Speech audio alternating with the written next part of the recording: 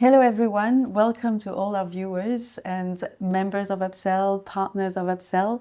I'm Ingrid Leiser, engineer and business developer at Schneider Electric, and it's my pleasure today to welcome Jim Ge from ABF, CEO of American Battery Factory, today here at the Conservatoire National des Arts et Métiers à Paris, in Paris, France, for the second annual Upcell event and actually the second anniversary of Upcell Alliance.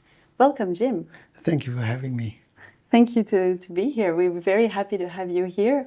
You've been a member of Upcell since a bit earlier this year. Yeah. And it's a pleasure to have you in Paris today. It's a wonderful place. Thank you. And well, just to start, I would love for you to say in just a few words who you are, what's your journey, and what brought you to the battery industry. Okay. So I invested in a company called Alliance Energy. Alliance Energy is an energy storage solution provider. And from 2016 and about 2018, we started thinking about supply chain in US. What about interruption of the battery supply? So come up idea of making battery in the United States. But the scale of the economic doesn't really work for the megawatt scale. And then turn into idea of the gigawatt factory in 2021. So we've been working towards that project for the last 3 years. ABF, American Battery Factory, the whole purpose is making lithium battery cells only for the energy storage sector. So. Yeah, thank you very much. And I had the pleasure to actually visit Lion Energy earlier this year and discover the factory and the team, which is very impressive. And so obviously now it's the American Battery Factory story. Could you tell us a bit more about this project? What's the strategy and what's the strength of American Battery Factory? Yeah, so it's all started from Lion Energy. Lion Energy been using lithium iron phosphate batteries since day one for more than 10 years. So we have agreement with our supplier in Asia. We send our engineers to understand how the battery is being produced so we can feel comfortable about the safety, quality. And also, a few years ago, we invested in our partner's factory in China. So we can send our engineers to learn all the battery making process and also introduce the idea of what our design, our idea. Instead of typical winding jelly roll style, getting into the pouch or prismatic aluminum can, we use the Z folding stacking technique, give you better energy density and also a longer recycle life. So very good. Yeah. That's a good strategy. Yeah. I actually really appreciate how you've been presenting to me before how the whole point of American Battery Factory story is to mitigate all the risks during the entire really creation of this cell manufacturing factory.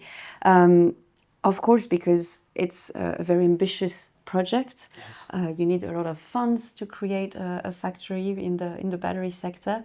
So you managed to, as you said, send your own team in the cell factory in China. You have your own team learning everything, and then you want to bring them back in America so they have the experience and they'll be able to fine-tune the machines? Yes. Yeah. So again, America is very good in creativity, innovations, but we don't have the real manufacturing industry.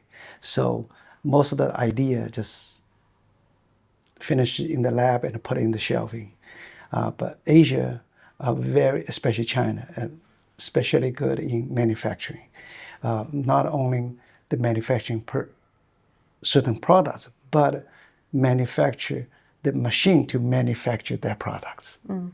So, and Asians are very patient in fine-tuning the process. And the battery making process, it takes years, if it's not decades, of the experience. Nobody started as, right in Europe and America, everybody's starting as the gigawatt scale. But in China, they started 14 years ago. Everybody just in the kilowatt, megawatt scale. Then over the 10 years, learning all the secrets, fine-tuning it, and solve all the process problems. Now scale up to the gigawatt scale. So it's not a one step you can reach there. It takes years and years of the experience. That's what Lion Energy does. We send the people to China to learning from the pilot line to the megawatt scale. Now we are launching the gigawatt scale. So. And so the next steps for American battery factory are? So we are setting up a factory in Tucson, Arizona. And the first line will be 4 gigawatt hours, and the full project will be up to 20 gigawatt hours. A very ambitious project, but again, you managed to find the right steps to end up with a fully American factory and manufacturing. Yeah. I love that you've told me before you feel 50% American and you live in Salt Lake in America, and also 50% Chinese. You do bring this point of view of what's best of the two cultures and how to work together and make a successful story. Would you share a little bit your view on these main differences and what's best and how to bring it maybe on one part of the world or the other one? Yeah.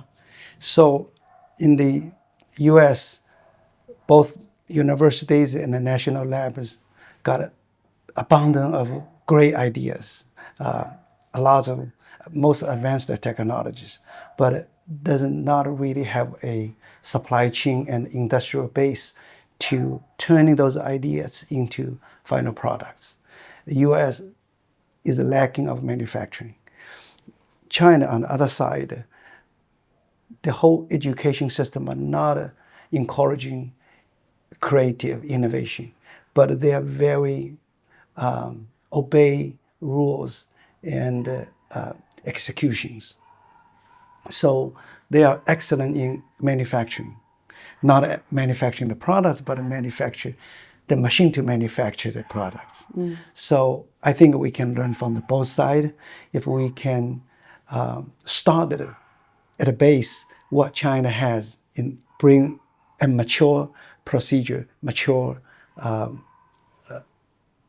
manufacturing products coming to United States.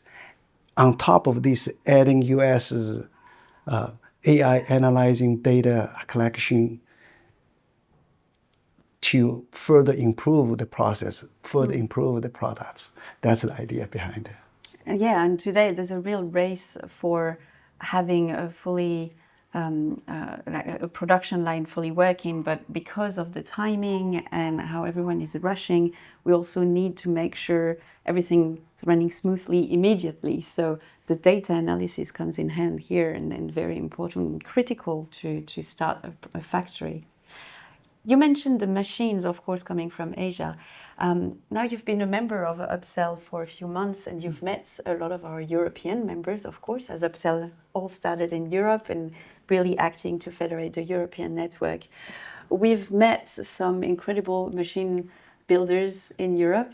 I wonder also, from an American point of view, how do you see the collaboration with Europeans, and do you think it could be also a successful story for maybe a future factory? Absolutely. Europeans has great machinery manufacturers. I met many of them, and the challenge right now is validation. The machine have to be field tested in the real world, in the gigawatt scale factory. So I think ABF right now, besides of the 4 gigawatt factory for the first line, at the same time we started a factory called a foundry line. The foundry line is for all the machine manufacturer, for the universities, labs, to testing not only the product's idea, but the machinery idea, the process idea. Everything can be tested, able to scale up. So that's the idea of the foundry, combining the best of the academic world and the real manufacturing world.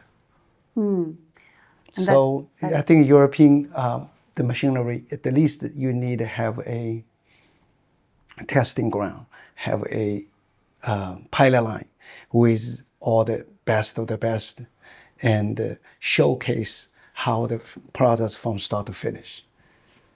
That sounds like an Upcell lab where all members could come together, showcase, test, and fine-tune all together. Absolutely, yeah. A worldwide and lab. Then also need some help from Asia, that people really knows how the products is being produced, fine-tuning the process, and come out the battery seems everybody knows how to make it. Everybody has the recipes. It's the real inside the factory, the blue-collar worker on the position, monitoring the machine, is the one guaranteeing the final product coming out of line, how high the yield come out. It's the economic. Again, everybody can make one cell very good, but in a larger scale, have a high yield, that's the challenge. Yeah. As you mentioned to me before, so the raw materials won't be as pure, and the big batches will react a different way. So now it's all about like the cooks. Exactly. You need a real experience, the people. Yeah. Being working on the line, on the machines for a long time. Those kind of people is what we lack of in Europe and America. And maybe to finish on that note, what would be maybe your take, your advice on how the most effective way to bring that knowledge to the teams in Europe and America? I'm not speaking about Europe, but in America, there's always an arrogance.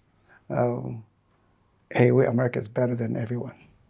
But I think now's the time to go Asia, Japan, Korea, China, to visiting the factory, see how advanced they are, and learning from them. Yeah.